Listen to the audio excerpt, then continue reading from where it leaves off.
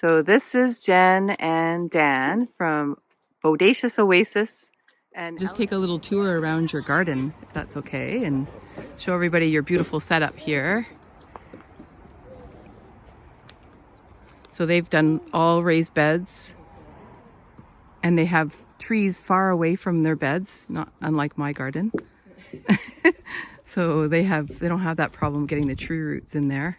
We have a trench, a 2-foot deep trench full of gravel that cuts it off over there. So oh, and that's working? It's working, yeah. And that wasn't what it was designed for. That was just something that happened with it.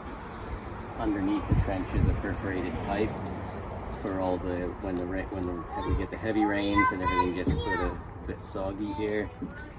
The garden is sloped gently that way, so all the rain runs off that way, goes into the ditch that's full of gravel, and at the bottom of the ditch is a perforated pipe that sends all the water out into the back of the garden. Oh, neat. That's great. Originally we built it for getting rid of surface water, but the added bonus was that the row of trees across there, the roots don't come across into our veggie garden. Oh, that's so great. It looks like you have lots of hoops set up. Yeah, so these are electrical conduit. It's not the cheapest option, but with the kids, they like climbing on here and stuff. And we started with the black plastic hoops, and we found those were getting ripped off all the time with the kids playing on it. So we invested a bit of money. Each year we sort of expand the garden, add a couple beds, add stuff. And so these were, over the last couple years, we started putting them on beds, and we use it sort of sometimes like this, where we've got plastic on in the spring and fall to extend the growing seasons. So in the spring, having the plastic over helps warm up the soil, which gets stuff growing sooner. Also, if we get heavy rains like is predicted in the coming week, it keeps that off the seedlings, gives them a better chance. And then in the fall, when temperatures start to dip and daylight hours are waning, the plastic helps hold the heat from the day in there a bit longer and keeps the crops growing further out of season. That's cool. And what are you using to hold the plastic on? You're just using a little clip? Yeah, we're using like these right now. We've tried a couple different things. We tried tying it on, and that was a bit too much effort of getting in and out of it. And then I saw these packs of these on sale at Canadian Tire last summer, I think, and so I bought a couple packs of them, and we just clip it on to the hoops around the plastic, and that holds it on in the most crazy winds that we get. They don't blow away. So electrical conduit, is that what it is? And those clips. Yeah. And just a little bit of plastic. It's so great. Yeah. And then in the summer, you could also, we haven't used shade cloth yet, because we sort of strategize where we're going to put crops that want all day sun and stuff that likes a bit of afternoon shade, and we have beds over here that get afternoon shade just from the house. So we generally put lettuces and things like that over here, but you could use these double down as shade. You could shade cloth if you needed to, or bug screen, I imagine. Huh? That was what I was going to get to, is the main one we use them for. The reason we leave them up in the summer is for things like in our brassicas like kale and broccoli, to keep the cabbage white moth off. We net these as well, and also, I don't know if you can see in your phone, but these are our kale plants, and the tops, most of them are gone, and that's because our dog eats them off the plant, and our kids eat them off the plant, so it helps when we're in full swing in the summer to have that netting on. It keeps the dog out of there. Yeah. Where do you get the netting? We've got it from Trina. Oh, so it's just like garden. It's actually meant for the garden. Yeah, just garden netting. And then what are this is like isn't that a cattle panel or what is that? This is you can get these up at Slag or Windsor has them, and I think what they sell them for is for putting in when they pour concrete. Oh right, yes.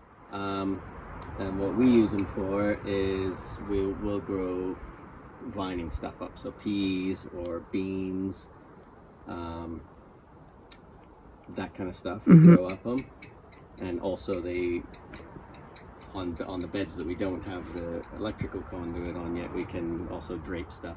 Like oh right, style off it, and that's smart. Rocks at the bottom Yeah. to hold it in place.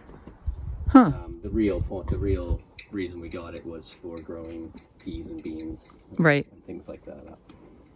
And then I like the skylight covers here as well. So these are old skylights from the house. When we bought the house, the roof was leaking and we had to have the roof replaced, and the skylights were on their way out, so we had those replaced as well when we redid the roof. And we kept the old ones, and I just basically built a quick and dirty frame on top of a pallet. And this helps any of our containerized plants, we pop under here in the winter to keep the heavy rains off and frosts off of them. And in the summer, when our greenhouse gets a little too full, we'll put heat-loving stuff in here and wrap them with the same plastic that we cut. Oh, that's a great idea. It makes a mini greenhouse. Yeah. I imagine you can probably even move it around, right? You can, yeah. I mean, it's probably not. No. Yeah. And we just drag them around. Wow, that's great. The sun. That's a really great little innovation, I think, of something that would have been scrapped. Just something that would have gone to the dump. Yeah. And even that little where you've got your berry plants on that pallet? Is that what's this here? This is just a Rose of Sharon. It's a hibiscus. So it's like anybody that knows hibiscus flowers from going to Hawaii or Central America or something. This is a hardy version of that plant. It grows the same pretty flowers. That are edible too. Are they edible too? Yeah, they're edible. Cool. Yeah. So that's what these two are. And this, like what you were pointing out, was this is a pallet. Yes. Just another pallet screwed to it with some chicken wire on it, and we grew dwarf short peas. Oh, neat. Yeah, like bush peas. Yeah. Okay. Thank you. Yeah. Neat. So that's another easy way to make a trellis. Yes. Those were pallets that were free up at Slag, and just a rusty chicken wire. Yeah. That's great. And then can we look just a little bit in your greenhouse? Do you have anything going on in there right now?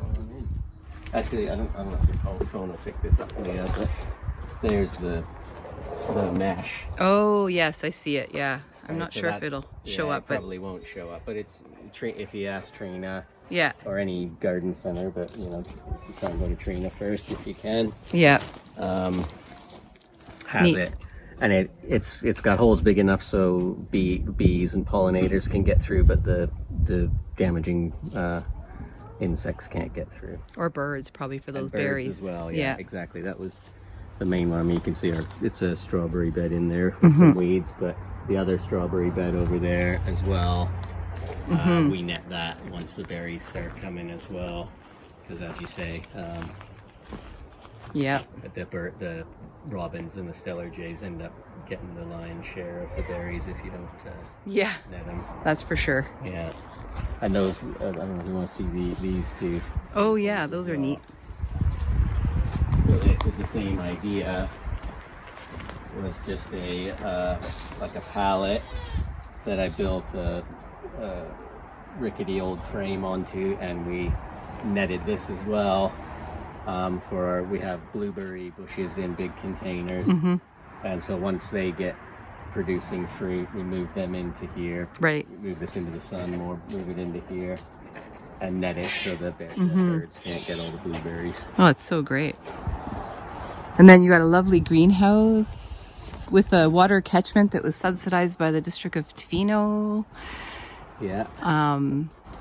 So you've got water that lasts probably not quite through the summer, right? It won't last through if we don't get a rain, a decent rain. It won't last through the summer, but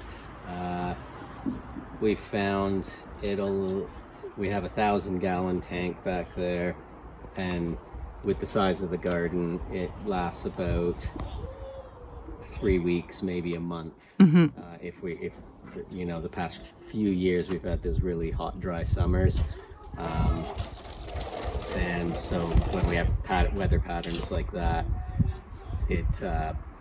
1,000 gallons will last us about 3 weeks of water. Yeah, which is good. I mean, especially with the higher water rates in the summer, I'm sure it helps a little bit. Yeah, and you know, last summer we had that sort of like almost weekly rain.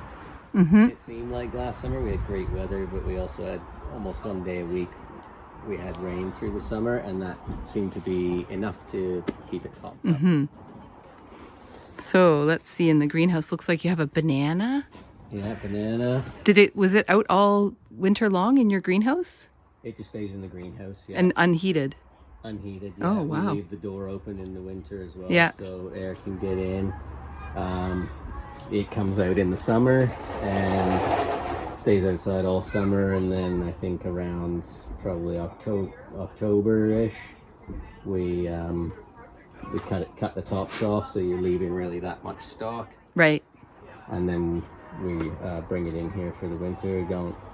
We don't do anything other than that, what you see. Yeah. And does it produce bananas?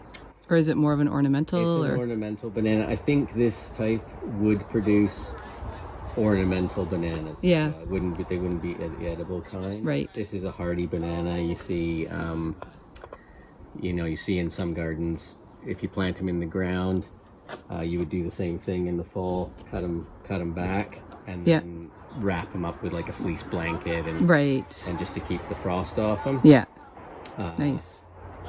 Yeah. So these are not the edible kind of banana plants. And then if I look into the greenhouse, you have some of your starts. I know you have a room in your house with a bunch of starts, but this is a little peek into the greenhouse setup, which is so we nice. Have this bed here has 2 grapevines in it.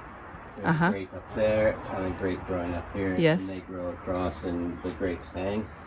And then we grow all our tomatoes in this bed in the summer. Yes. And these strings are tied up to the ceiling and just buried in the soil. And it's the French. The French invented this. It's an intensive way of growing stuff, where you grow things really close together to maximize space. Yes. And so we plant the tomato beside the string, and as the tomato plant grows, you just help it along. Help it sort of wrap around the string, and it'll naturally want to do that. Wow. And you remove all the branches that come off it, so you're left with the main line. Yes. And so you can cram, well, you can see here, there's probably 8 inches between, which is, I'm discovering in the last couple summers, maybe a bit too tight, but you can cram a lot of tomato plants in here. Yeah. With using this method, and it keeps it all nice and tidy. They grow straight up. Yes. They're not all flopping all over the place. And the fishing net is from a fish farm, I assume? It is, yeah. Yeah, it's a great recycled. Somebody gave us that was going to the dump. Yeah. And we also will sort of hook stuff to there, like the grapes are growing up it right now. Yeah. And we do cucumbers and a couple other sort of niche vining fruits and veggies that we will tie onto the net. It's very nice. And here's the floor. This is where are things like our figs and our any herbs that are stay in containers, and any tender flowers like dahlias, passion flowers, and things like that. Everything comes into the greenhouse that's in containers for the winter. They just sort of spend life in here. We grow a few things in trays on the bench here. But really, our garden in particular, our property's surrounded by big trees. In the winter, the sun doesn't get up over the trees, so we don't really generally grow a huge winter garden, right? Because we don't get any natural daylight in here. Yeah. But it's a give and take, because that screen of forest in the summer protects us from the winds. So, yes. You know, on days where we all know it can be really blustery out at the beach, we can sit in here and you have no wind. It gets really warm in this, nice. in the garden. So, yeah, so we'll just have another little shot of the garden from this side. And then we will stop this video and have another video of Dan sifting compost and getting ready to put them on his beds. So thank you for showing us your garden today. My pleasure. We'll come back and check it out in a few weeks when it's growing a little more. Yeah, anytime. Yeah.